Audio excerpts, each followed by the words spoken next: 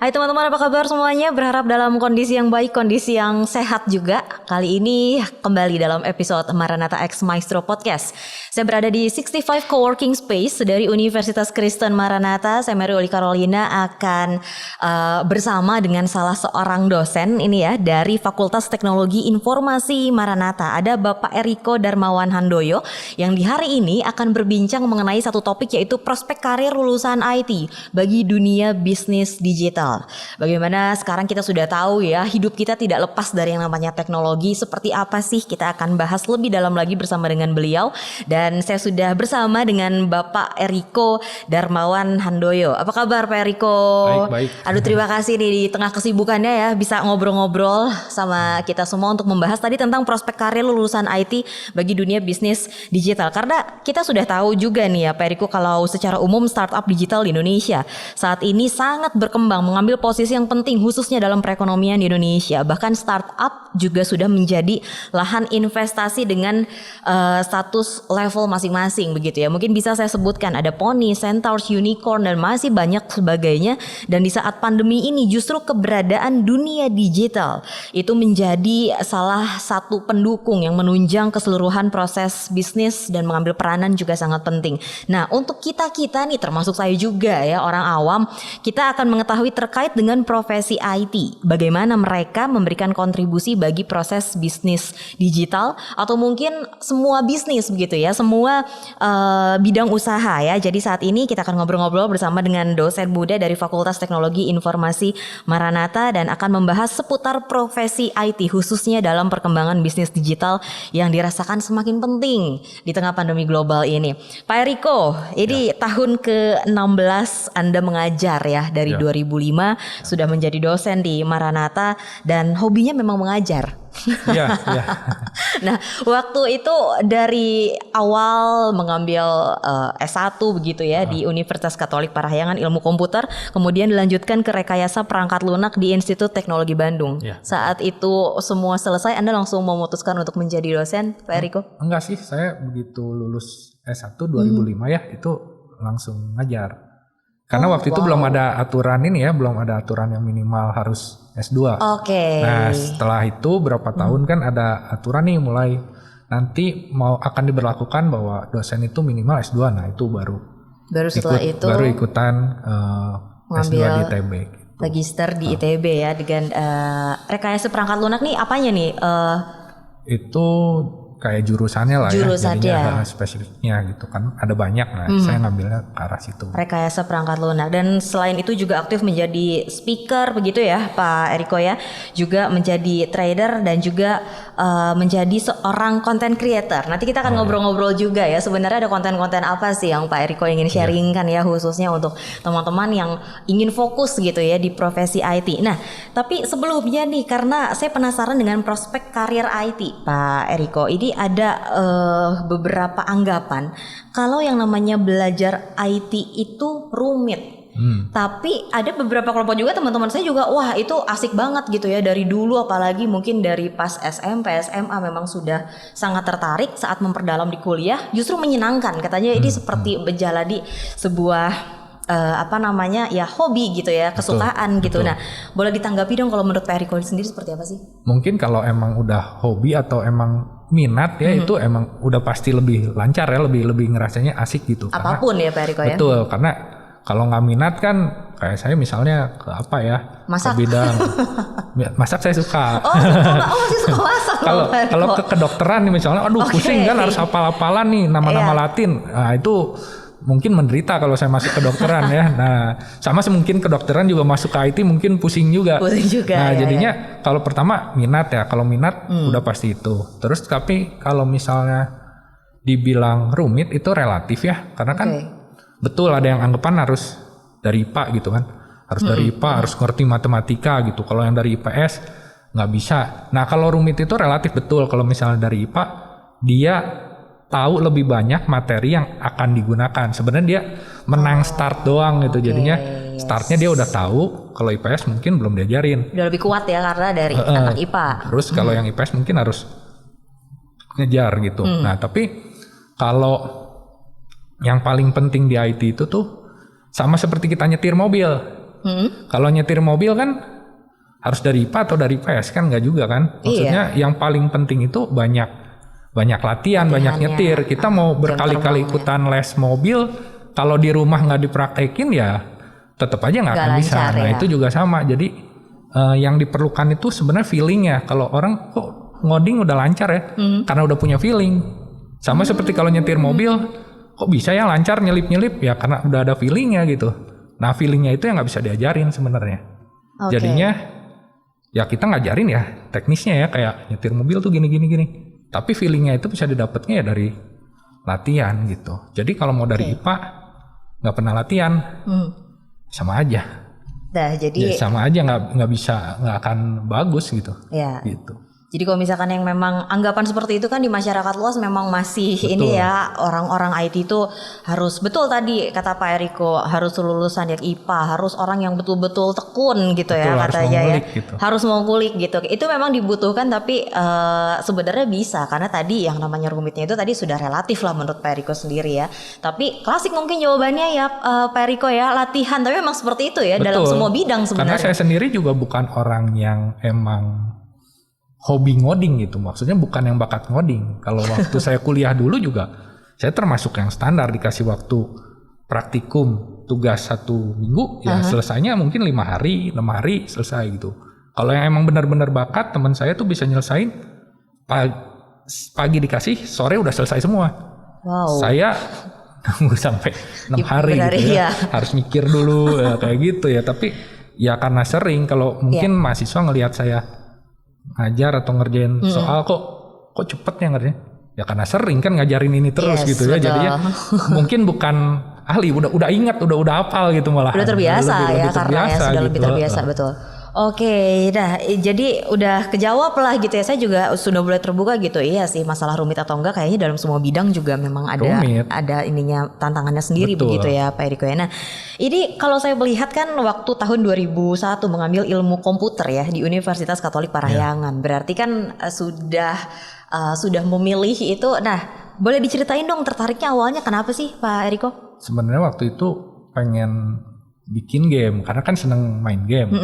Komputer kan pasti punya ide kayaknya kalau game kayak gini tuh bagus nih, pengen nyiptain sendiri pengen bikin game sendiri gitu. Akhirnya jadi masuk ilmu komputer waktu itu. Nah, tapi kan banyak yang seperti itu ya. Kadang-kadang kalau misalkan suka nyanyi langsung masuknya di di satu kampus yang memang memilih tentang seni musik, ternyata waduh belajar nyanyinya baru di semester 5 nih gitu kan. Kayak pernah enggak sih waktu itu kepikiran untuk bisa menciptakan sebuah games yang sesuai dengan standarnya Pak Eriko gitu kan. Tapi pas lagi masuk S1 loh gitu kan. Kok kita berangkatnya mulainya ternyata ini. Nah, seperti apa waktu itu? Pernah. Karena di Unparnya waktu dulu nggak ada game programming malah. Oh tuh kan, jadi udah undi sendiri kira langsung main game. Jadi udah masuk tuh nggak pelajaran tentang game tuh nggak ada karena dulu masih belum ngebum ya. Jadinya nggak ada. Kalau sekarang kayaknya sih udah ada gitu ya. Di awal udah ada ya untuk. Maksudnya ada mata kuliah mungkin pilihan atau apa. Kayaknya sih udah ada, saya nggak tahu ya, kan nggak ngikutin lagi. Tapi waktu dulu saya masuk emang belum ada gitu game programming. Jadi ya waktu skripsi bikin game ya emang itu berdasarkan apa yang udah diajarin, terus ngulik-ngulik, nyari-nyari tahu sendiri ya baru diterapkan bikin, di skripsinya. Betul. Jadi ya tetap harus ngulik dan nyari sendiri emang. Yes. Dan waktu itu tugas akhirnya betul-betul tentang game ya jadinya ya, yang memang sudah diimpi-impikan dari pas mau masuk ke strata 1 ya. Wow. Dan untuk programming begitu untuk membuat game segala macam gitu ya. Jadi juga akhirnya kan sama Pak Eriko digeluti secara khusus. Bahkan sekarang udah fokusnya ke sana begitu ya. Untuk ngajar juga di mata kuliah itu Pak Eriko. Kalau saya sih lebih ke arah sekarang fokusnya ke mobile programming ya. Dulu sempat di game. Cuman karena dosen itu kan ada selain ngajar ada penelitian juga. Nah, penelitiannya itu kan banyak bikin misalnya aplikasi untuk masyarakat lah, untuk apa kayak gitu kan. Nah itu jarang bikin game kan, jadinya kebanyakan bikinnya aplikasi mobile. Jadinya sekarang jadi melenceng nih, lebih ke arahnya dalamnya lebih ke aplikasi mobile gitu. Aplikasi mobile. Jadi yang untuk di handphone gitu. Nah ini kan berarti aplikasi yang sebenarnya untuk saya sendiri saya gunakan setiap hari ya. Jadi itu yang sebenarnya oleh Pak Iya, sejak iya, kapan betul. Pak Eriko? Itu kayaknya sebenarnya dari 2008 itu saya juga udah mulai waktu Android mulai muncul ya. Android Iya, terus di ada 2000. Windows Phone juga ya.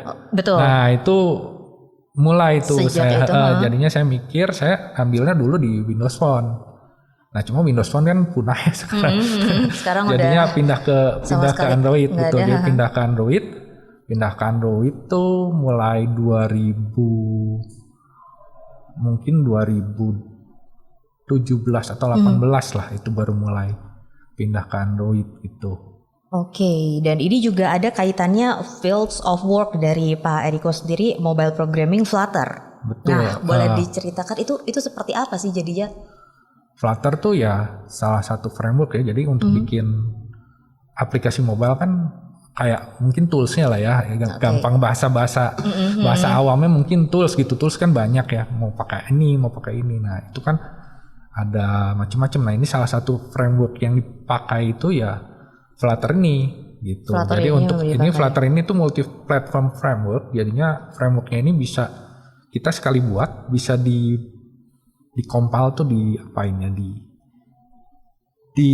dari codingan dibuat jadi aplikasi gitu. Dari codingan terus jadi aplikasi yang bisa kita klik-kliknya itu bisa langsung dibuat ke aplikasinya ke Android, ke iOS. Terus kalau sekarang tuh udah bisa ke web, ke desktop juga.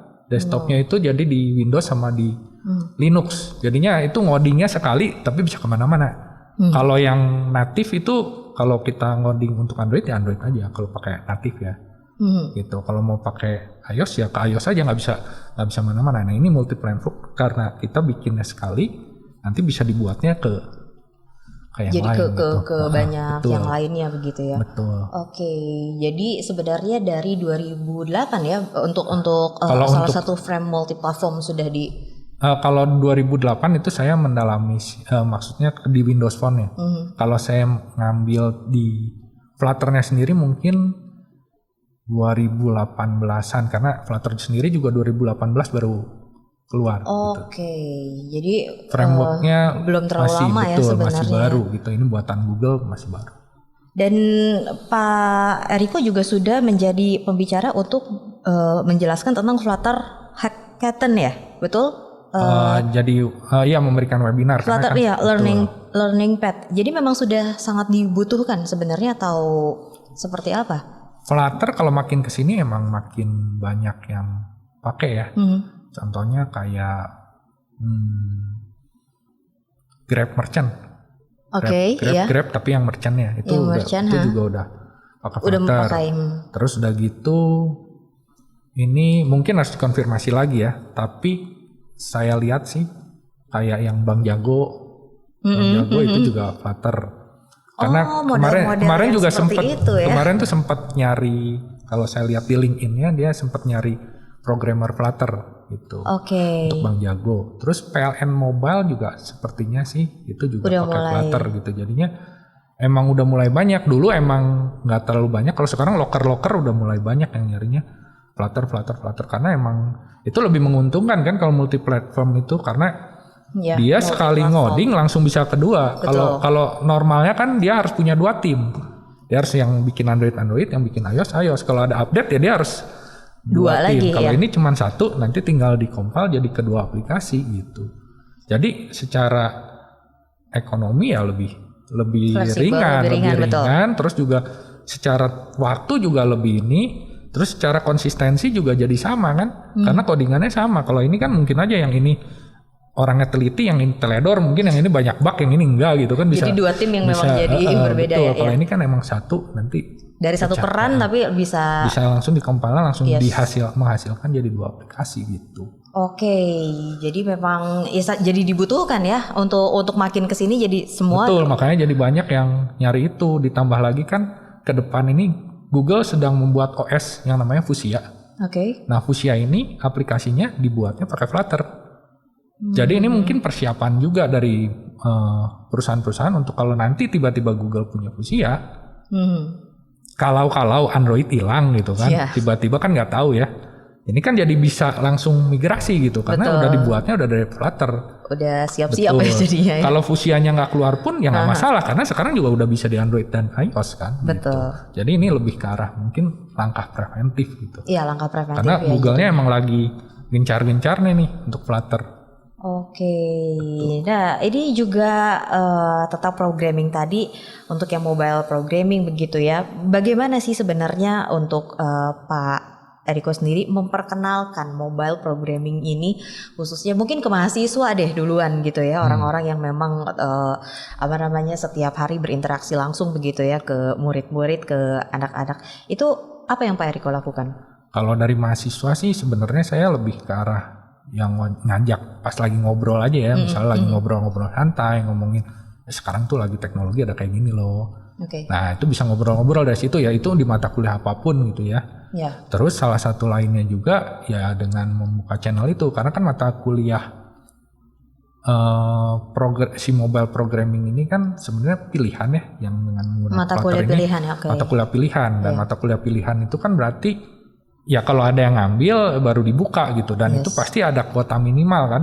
Kalau nggak nyampe kuota minimal akhirnya kan yang mau belajar juga jadi ya nggak bisa belajar jadi, gitu. iya. Nah oleh karena itu saya buat di channel YouTube ini saya buat itu ya supaya anak-anak yang mungkin yang pengen belajar tapi mungkin si ininya nggak kebuka nih pas lagi semester ini nggak kebuka atau tahun ini nggak kebuka ya dia bisa belajar dari sana gitu. Atau mau nyicip dulu gitu ya takut nanti susah dulu, ya. dari situ ya sekalian saya juga mau ngebantu masyarakat Indonesia nih. Masyarakat Indonesia kan sekarang juga pandemi banyak yang susah ya. Yes. Banyak yang susah dan banyak banget masyarakat yang pengen kuliah tapi mungkin nggak punya biaya gitu, mahal gitu kuliah. Terus pengen ikutan les online juga bayar juga kan, mahal juga. Nah ini saya sediakan di sini tuh supaya mereka juga bisa mau belajar tapi tanpa harus keluar biaya gitu. Setidaknya itu bisa membantu mereka mengubah nasibnya gitu. Betul. Banyak yang belajar dari channel YouTube saya tuh udah mulai bisa terima proyek dikit-dikit. Nah itu kan Udah lumayan. mulai bisa dijalankan Betul, ya. betul. Ada yang Wow. waktu kemarin sempat dapat testimoni ya, maksudnya terima kasih gitu dari supir ojek online. Nah itu dia bilang makasih juga karena dengan belajar itu dia bisa mulai terima-terima dikit proyek-proyek untuk yang mengubah nasib juga gitu. Oke, jadi Dan itu kan bagus banget gitu. langsung Jadi dipraktekkan ya jadinya ya Betul. di dunia profesional. Nah, ini kan sebagai seorang dosen juga seorang content creator membuat di channel YouTube-nya Pak Eriko. Waktu itu berangkatnya dari konten seperti apa? Yang paling awal waktu itu dibuat? waktu itu paling awal ya emang langsung Flutter sih. Oh, Sebenarnya dulu pernah buatnya tuh dari 2011 udah bikin channelnya. Tapi itu tuh cuma dipakai untuk naruh video yang saya pakai untuk buku. Kan saya dulu bikin buku ya, terbitin buku. Yang pemrograman dasar Si Java C# iya. sama yang pemrograman orientasi objek C#. Nah itu saya buat tuh. Nah kalau dulu kan pakai CD. Pakai CD. Kalau CD kan kadang-kadang aduh ini ada update gitu kan. Susah ngupdate CD-nya gitu kan. Kalau taruh di YouTube kan bisa ini ya, bisa Untuk ganti-ganti. kalau ada Jadi update, awal-awal tuh pengen untuk itu. Cuman setelah itu kan buku makin kesini makin kurang. diminati Wah, ya. jadi untuk orang fisik ya. udah mulai ada YouTube macam-macam, orang jadi lebih banyak Lebih kesana enak kan. visual untuk belajar. Betul, kan, jadinya ya udah itu sempet lama, baru lanjut lagi tuh 2019, tengah-tengah 2019 baru kepikiran pengen bikin nerusin untuk yang Flutter gitu, bikin Flutter. Jadi langsung bikinnya Flutter awal-awal. Kalau yang lain-lain yang tidak sesuai dengan Flutter tuh karena biasanya emang ada ngajar mata kuliah itu, sekalian saya buat aja terus tempel di situ supaya untuk banyak di-sharingkan juga ya. di-sharingkan ke orang lain gitu. Jadi ada beberapa memang mata kuliah juga yang ada di Betul, kalau yang nggak nyambung tuh perkuliahan. Iya, ya. itu berarti mata kuliah. Kalau yang emang Flutter itu emang Itu konten khusus, ya Pak emang Eriko ya kontennya sebenarnya di ya. situ gitu. Oke, kurang lebih sudah ada berapa video nih yang dibuat untuk Flutter jadi sendiri. Bahkan karena kan sudah ada testimoni, orang sudah sampai bisa praktek kan. Betul. Berarti itu dari yang awam banget kan ya bisa dibilang ya. Mungkin Betul. sudah ada basicnya sudah kuat juga, tapi dia bisa langsung praktekkan nih Pak Eriko. Konsep PBO-nya sendiri itu untuk yang benar-benar termasuk untuk programming dasarnya ya. Jadi kalau orang yang belum tahu programming juga belajar dari dasarnya. Plus konsep PBO-nya yang bakalan dipakai di Flutter-nya itu sekitar udah 20-an berapa gitu, saya lupa 20 berapa gitu. Terus kalau yang Flutter fundamentalnya yang bagian 1 udah 100. Wow. 100 video. Sekarang lagi masuk ke yang bagian 2 itu 12. Tapi ini masih ongoing ya. Selama kalau saya belajar ada sesuatu yang saya dapat yang kira-kira emang yang baru ya saya kasih yang gitu. fresh, Termasuk jadi yang PBO juga konsep-konsep kalau emang pas lagi belajar ternyata ada teori ini yang apa maksudnya arsitektur ini atau teori ini atau yang apa yang baru gitu. Yang lagi berkembang ya saya taruh aja juga. Jadi nggak ada yang udah selesai itu nggak ada. Dinamis aja gitu, ya karena betul. memang selalu fresh, ada yang update akan sama Pak Eriko langsung di-sharingkan ya. Karena kan emang luas banget ya. Betul. Dan ini juga masih berkembang kan Flutter-nya sendiri. Jadi pasti banyak yang masih yang bisa saya bagiin gitu. Jadi emang nggak akan habis-habis sih. Iya terus itu ya jadi kalau habis ya nanti saya isi sama materi masak kali ya.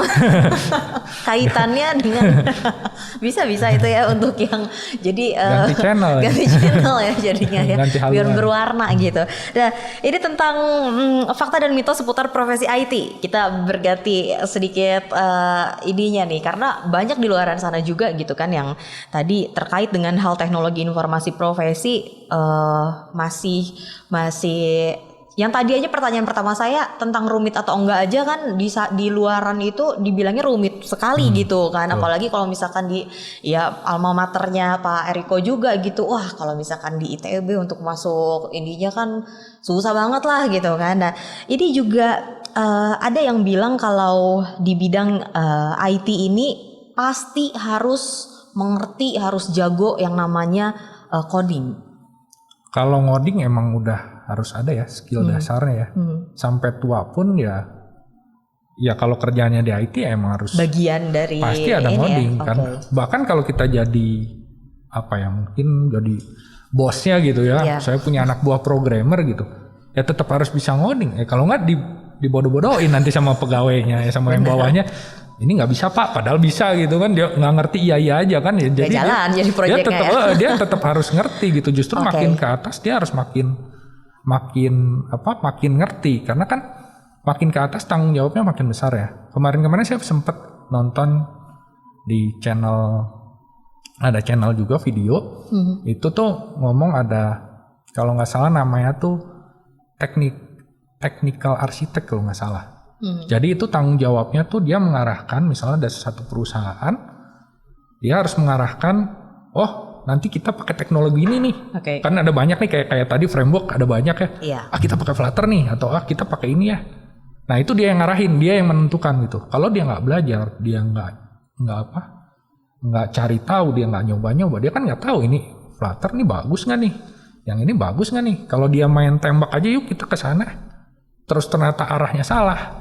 Ini kan perusahaan bisa rugi gitu. Betul. Kita development udah keluar uang untuk bikin app dengan ini terus tiba-tiba mungkin ininya tidak dilanjutkan gitu atau stop atau gimana gitu.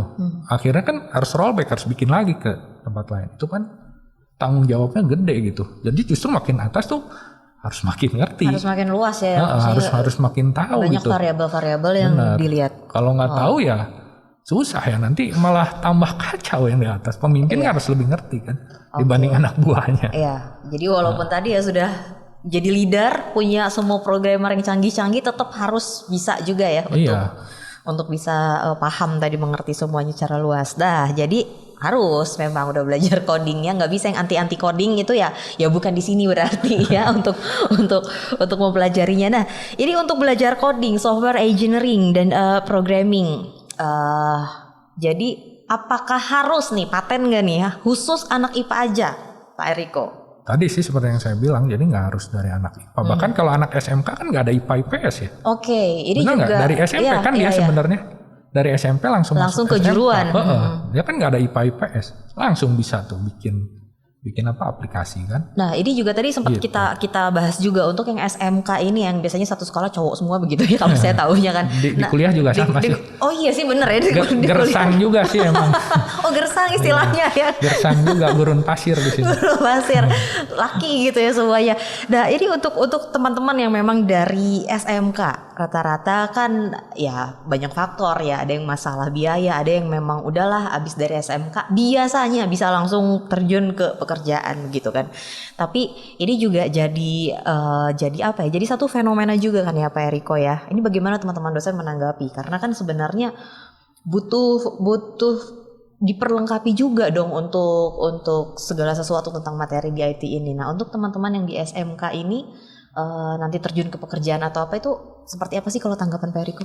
Betul. Jadi sebenarnya kan saya juga pernah buat video yang membahas ini gitu ya. Jadi apa sih bedanya SMK sama kuliah? Perlu nggak sih kuliah gitu? Iya. Nah, bedanya itu kalau SMK kan lebih ngajarinnya tuh lebih ke arah teknis karena setelah ini dia harapannya kalau sampai nggak kuliah pun dia bisa langsung kerja. Gitu. Betul. Jadi yang diajarinnya ke teknis gitu. Tapi kalau misalnya di kuliah itu beda lagi. Itu memperlengkapinya lebih ke arah analisisnya, terus juga konsep-konsepnya. Jadi konsep-konsep yang benar-benar yang kayak struktur data itu yang dalam-dalamnya itu terus kayak belajar yang artificial intelligence untuk kecerdasan buatan.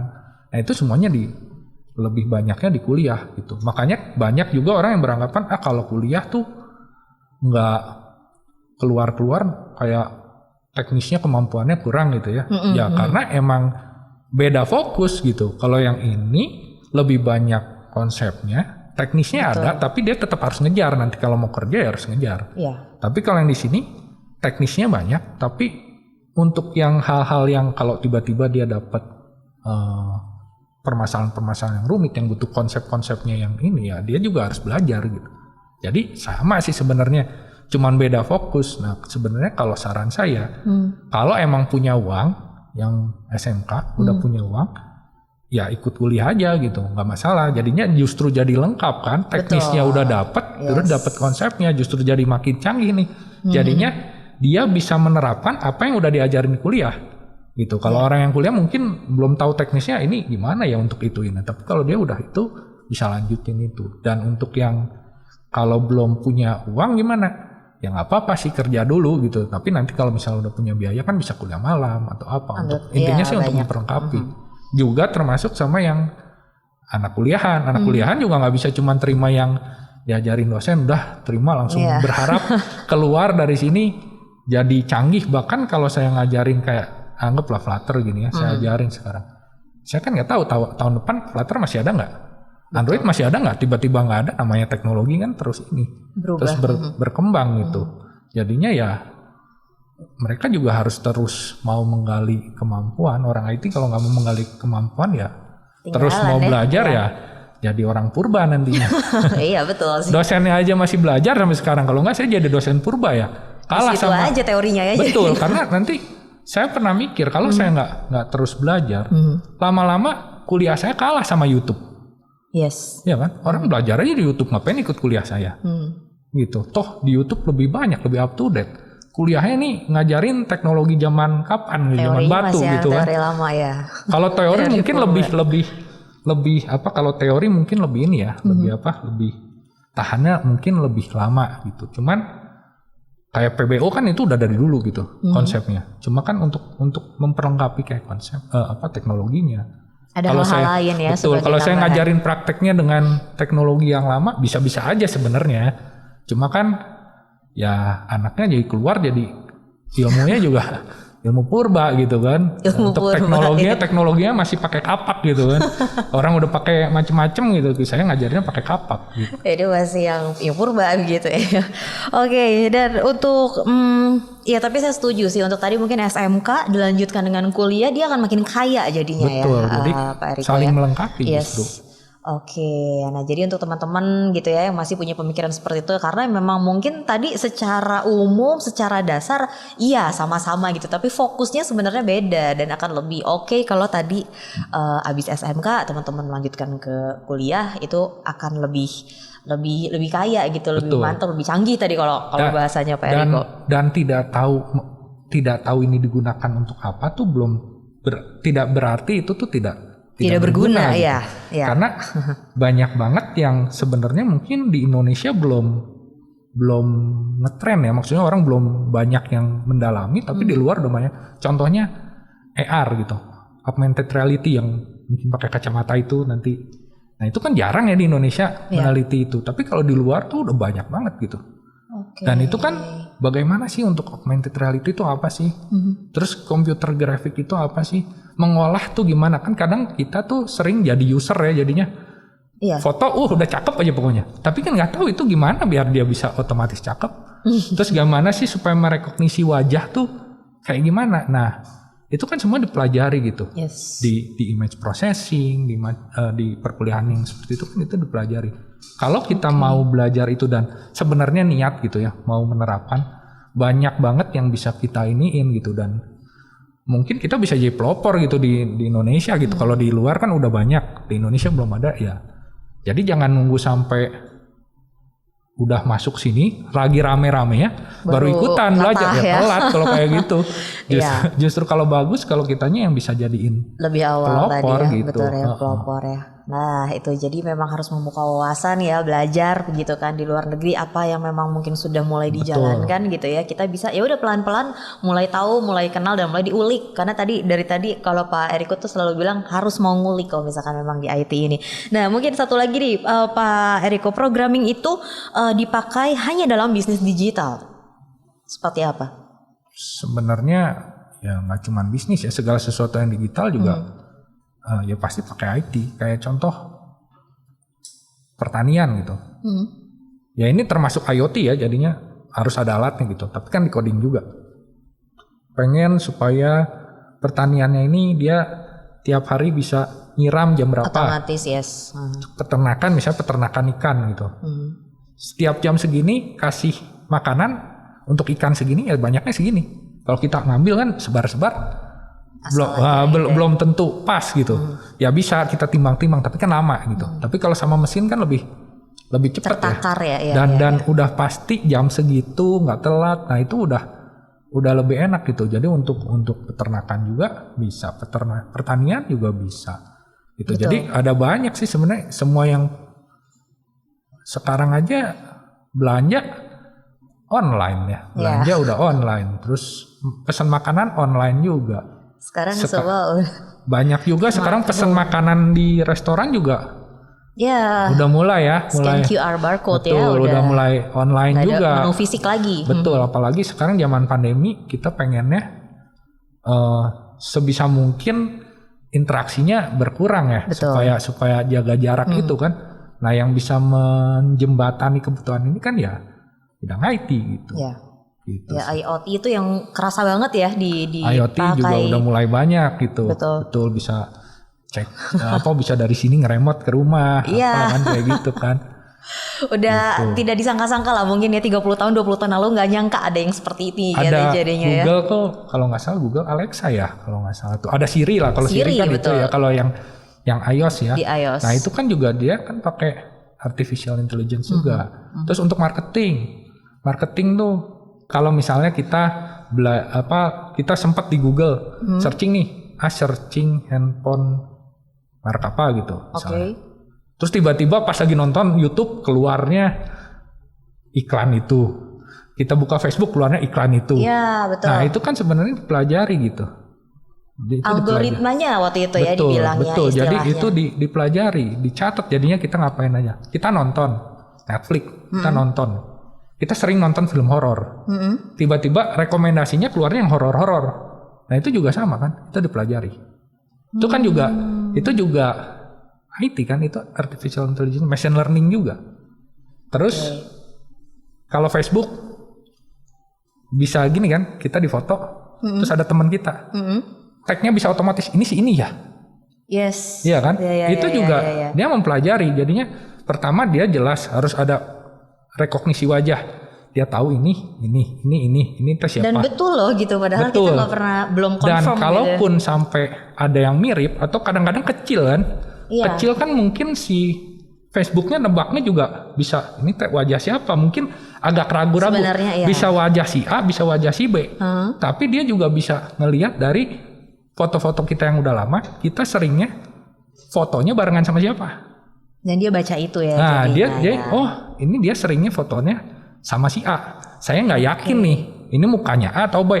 Tapi kemungkinan besar ini A karena dia lebih sering fotonya sama si A gitu. Nah itu kan juga sama, itu machine learning. Wow, kalau dulu mikirnya tuh langsung secara cepat dibajak gitu ya gitu kan. Karena kan kadang-kadang kita lagi sering melihat sebuah iklan apa mungkin sepatu gitu ya, nggak tahu Langsung kenapa keluar. tiba-tiba itu Keluarnya aja terus sepatu. dieksplornya Betul. gitu kan, kayak kita di brainwash dan kepikiran kebayang-bayang aja terus sepatunya Iya, gitu ya. karena itu emang udah dicatat gitu semuanya sama dia gitu. Kita searching apa ya udah jelas. Karena kan dia juga harus tahu kan website mana yang paling sering di searching sama orang. Berarti dia nyatet kan. Iya. Oh si website ini udah pernah sering dicari sama orang banyak. Dan dia juga termasuk nyatet si ini sering searching apa gitu. Nah itu yang bakalan sering diiklanin kalau emang ada iklan. Iya. Menarik banget kan ya kalau misalkan seperti itu semuanya dipelajari, betul kata Pak Eriko Nah ya, itu semuanya dipelajari. matematika yang kayak gitu-gitu kan perlu ya yang kayak gitu. Algoritma aja semuanya itu ya itu yang kita terima waktu di IPA lah, mungkin kalau teman-teman di SMA di IPA. Nah itu ya sebenarnya yang jadi lebih rumit lagi mungkin kalau misalkan pas lagi di IT-nya ya. Makanya tapi ya kalau nggak dilatih ya sama aja. Yes. Betul. Nah ini kita mau kenalan dengan perkuliahan teknologi informasi yang ada di Maranatha. Teman-teman dari kelas 12 yang mungkin akhirnya akan memilih untuk berkuliah di teknologi informasi Maranatha. Mungkin bisa dijelaskan juga dari semester awal apa saja yang akan diterima, dipelajari sampai mereka menempuh strata S1 mereka Pak Eriko. Sebenarnya kalau dari masuk ya pasti mulainya dari pemrograman dasar ya. Jadi yang dasar-dasar, pemrograman dasar, mulai dari yang belum bisa ngoding jadi nyobain dulu kayak gini ngoding-ngoding. Jadi benar-benar dari yang blank tuh diajarin. Terus biasanya ada pelajaran kayak matematika. Diterima lagi ya untuk di karena kan itu tingkat untuk 1 ya. Betul, karena untuk yang kalau misalnya dari PS kan juga harus belajar dulu kan. Jadi diajarin yang dasar-dasar tuh kayak matematika. Yang dari IPA juga belum tentu IPA terus matematikanya bagus gitu ya. Yes. Bisa aja lulus pas-pasan. jadi harus di ini dulu, di semuanya cover sama dulu. ya, Betul, ya. di cover dulu. Jadi di bawah itu yang dasar-dasar tuh diajarin dulu semester-semester awal. Nah, di atas-atasnya baru mulai tuh jurusan. Ada yang pengen misalnya mobile programming. Nah, itu pilihan kan, udah mulai mata kuliah pilihan itu berarti dia bisa mulai pilih. Oh, saya lebih senangnya ke mobile. Ambillah mobile programming. Oh, saya senangnya ke game programming. Oh, saya senangnya ke web programming gitu. Itu dari mulai semester berapa anak-anak sudah mungkin bisa menentukan minatnya, sebenarnya sudah tertarik kemana? Dulu sih sekitar 5 sama 4 5 lah udah bisa sih sebenarnya. Semester 5 sebenarnya kalau pilihan tuh kalau dianya emang rajin gitu ya. Kan kadang ada yang ngambil SKS bisa gede ya. Banyak ya jadi sekali ngambil jadinya, SKS. Nah kadang-kadang kan kuliahnya dia udah ngambil ke atas pas lagi SP ngambil. Jadi mungkin di semester berapa udah bisa ngambil. Ngambil kuliah pilihan. Jadi sebenarnya yang dibatasin itu kan jumlah SKS. Jumlah SKS itu ada maksimalnya tergantung dari IPK-nya dia. Jadi kalau IPK segini ya cuma bisa segini SKS. Sama prasyarat. Jadi selama dianya emang udah mengikuti mata kuliah ini, ya bisa-bisa aja diambilnya lebih awal gitu. Iya. Jadinya sebenarnya nggak ada itunya. Itu kalau Nggak ada normal. patokannya ya. Kalau normalnya mungkin di sekitar 4 atau 5 gitu. Kalau sekarang mungkin berubah lagi karena kan ada kurikulum Merdeka ya, masih lagi digodok nih. Enaknya kayak gimana? Karena kan dari yang kampus Merdeka ini, jadi kita pilihan nggak cuman ngambilnya dari kuliah fakultas kita, tapi bisa juga ngambil dari fakultas lain. Nyebrang gitu. ya jadinya Betul. ya. Atau kita ngambilnya dari universitas lain juga bisa. Oh dari kampus lain juga bisa? Iya, jadi misalnya, aduh di sini nggak diajarin apa gitu, di sana diajarin yang dia pengenin, bisa Jadi aja ngambil ke sana. Selama itu emang udah ada kerjasama gitu. Jadi emang sebenarnya lebih sekarang lebih dinamis lagi sih sebenarnya ya. Bisa ngambilnya lebih enak gitu sebenarnya. Diambilnya udah apa yang memang dia sukai, dia butuhkan juga gitu ya. Betul. Oke, dan untuk program studi kalau Pak Eriko sendiri kan memang fokus di teknik informatikanya gitu ya. Betul. Tapi sebenarnya kalau di Fakultas Teknologi Informasi Maranatha ada program studi apa aja yang bisa diambil oleh teman-teman? Ada 2 sih, teknik informatika sama yang satu lagi sistem informasi. Oke, ada dua ya jadinya ya. Untuk di kalau Pak Eriko sendiri lebih fokus di teknik informatika ya Iya, begitu karena ya. emang saya dosennya di situ, dosen teknik Secara informatika. global, jadi apa saja yang akan dipelajari kalau khusus di teknik informatika? Kalau teknik informatika tuh sebenarnya lebih khususnya ke arah bagaimana kita membangun sistem ya. Jadinya ya dipelajari itu, jadi membangun sistem. Kalau misalnya ada perusahaan punya permasalahan nih kayak gini-gini, nah gimana sih kita analisis kalau permasalahan ini, kalau kita mau jadikan sistemnya dengan IT semua, itu kira-kira seperti apa alurnya. Terus nanti bikin kalau gimana ya, kalau saya sebut teknis kan agak bingung. Kalau rumah kan kita ngerancang ada denah ya. Betul. Nah kayak gitulah kira-kira di sistem. Jadi sebelum kita bikin aplikasi atau sebuah sistem ya kita harus bikin dulu tuh coret-coretannya denahnya, diagramnya, ini nanti dari sini kemana. Iya betul, nanti coret-coretannya dulu ya. Betul, nah terus ya kira-kira arsitektur yang mau digunakan apa, teknologi yang mau digunakan apa tadi kan. Mungkin ada yang lebih enak pakai komputer, ada yang lebih enak pakai mobile, ada yang mungkin lebih enaknya pakai web gitu kan, itu juga dianalisa. Nah setelah itu gimana tuh kita menerapkannya, jadi ya coding-codingan yang tadi, jadi ada mungkin yang ke game programming lah, ke mobile programming, atau ke yang web atau apa, nah itu. Jadi lebih ke arah ke sana. Untuk teknik informatika. Termasuk sama yang artificial intelligence tadi yang kecerdasan buatan itu juga diajarin di situ, jadi lebih. Sudah termasuk ya. Betul. Nah ini untuk fasilitas begitu ya, selain memang ada para dosen yang memang dari semester awal sampai nanti lulus begitu ya, mensupport teman-teman di Fakultas Teknologi Informasi Maranatha di masa-masa pandemi seperti sekarang ini begitu kan. Sekarang semua berubah begitu, udah masuk tahun kedua nih Pak Eriko, bagaimana proses kegiatan belajar mengajar? Kalau sampai sekarang mungkin sama ya seperti kampus lain ya, berarti kita WFH. Masih online WFH, ya. Jadinya kita online, kalau nggak pakai Google Classroom, pakai Zoom bisa. Jadi emang online. Nah, dan kita juga ya menyediakan tadi jadinya video-video pembelajaran supaya anaknya bisa, kadang kan koneksi kalau jelek juga pusing ya. Jadi kita kasih aja misalnya video-video pembelajarannya supaya dia yang tadinya koneksi jelek mungkin bisa nonton lagi, atau yang misalnya mau ikutan kuliah bisa belajar dulu gitu. Karena kan lebih bagus kalau dia udah belajar di rumah, di situ tinggal nanya jadinya. Gitu ya, karena kan emang koneksinya kan kayak gitu ya, terus belum kuota ya, kuotanya mahal kalau lama-lama 5 jam ngajar lama kan, mendingan nonton dulu udah gitu. Kalau ada yang mau ditanyain, jadi di situ tinggal ngebahasnya ya yang mau ditanyakan aja, yang kurang paham gitu, aja dapat ya. tugas bisa ngerjain lagi di itu kan.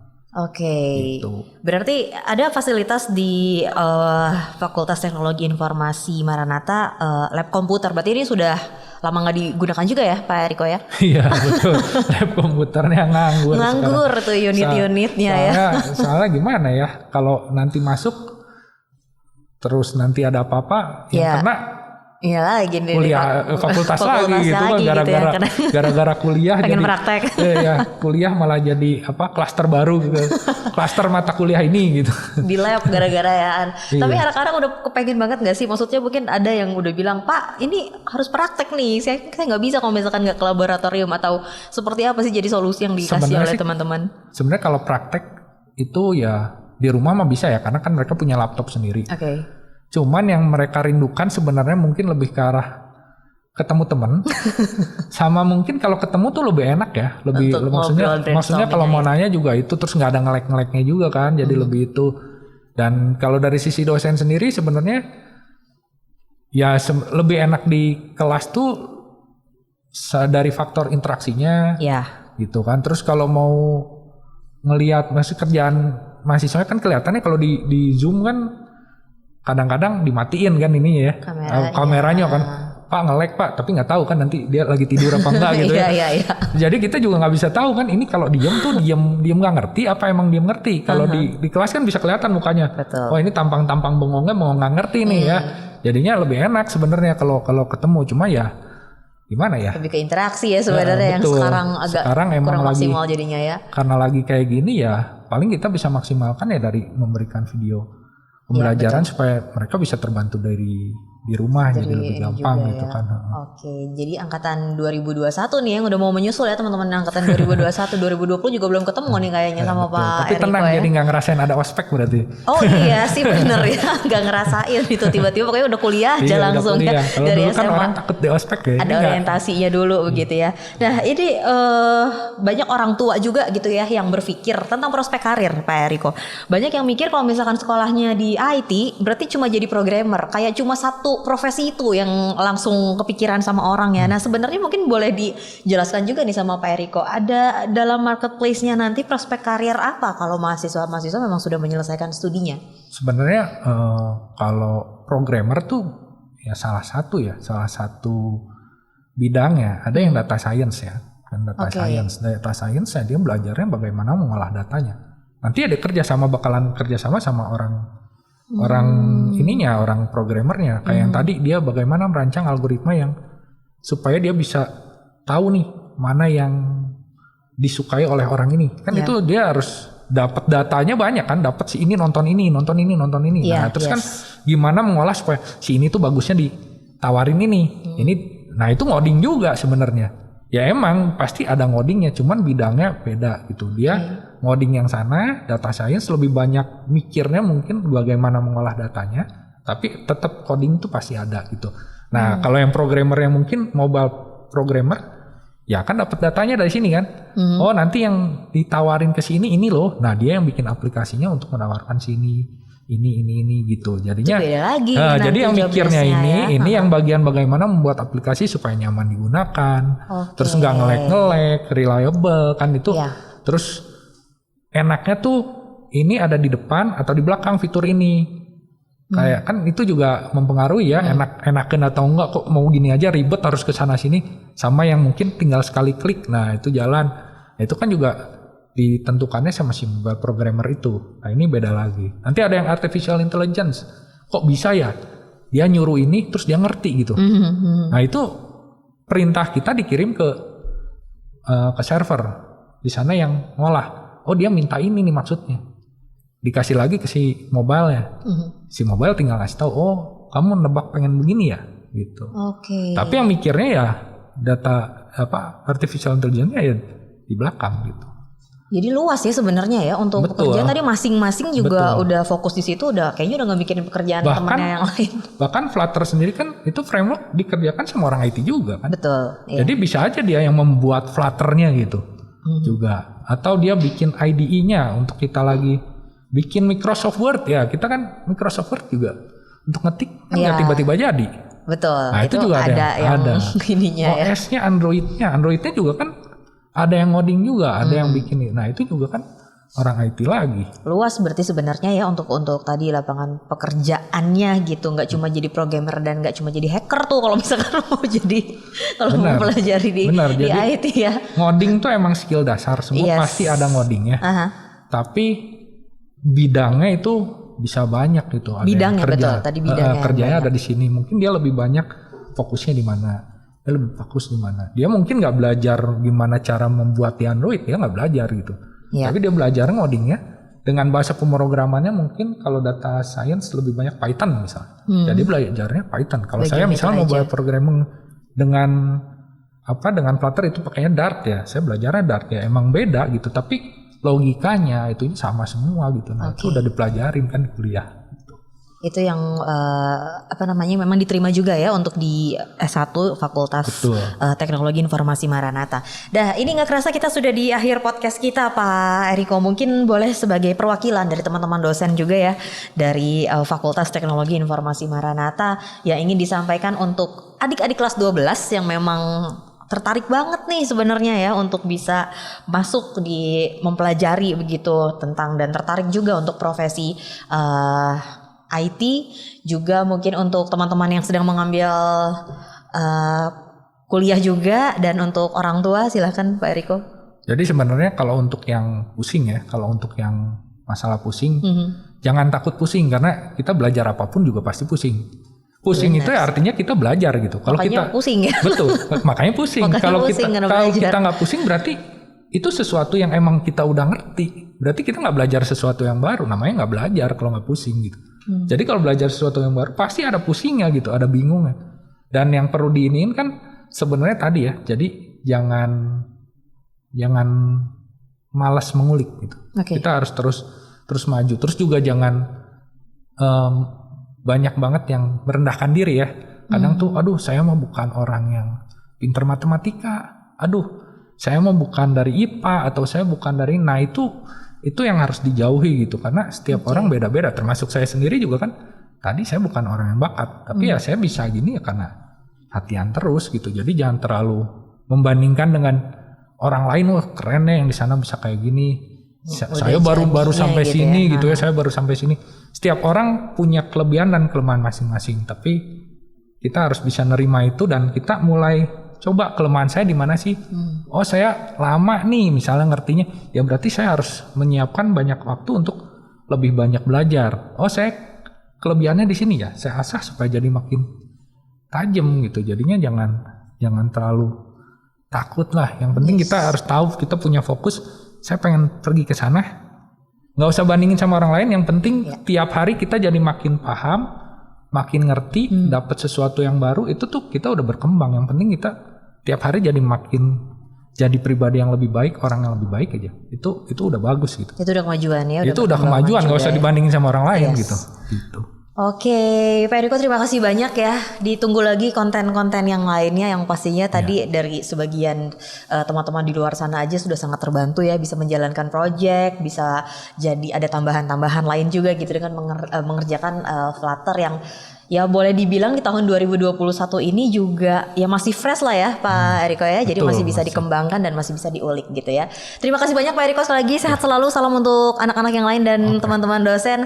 Terima kasih banyak juga ya untuk teman-teman semuanya yang sudah mengikuti perbincangan saya bersama dengan Bapak Eriko Darmawan Handoyo, dosen di Fakultas Teknologi Informasi Universitas Kristen Maranatha.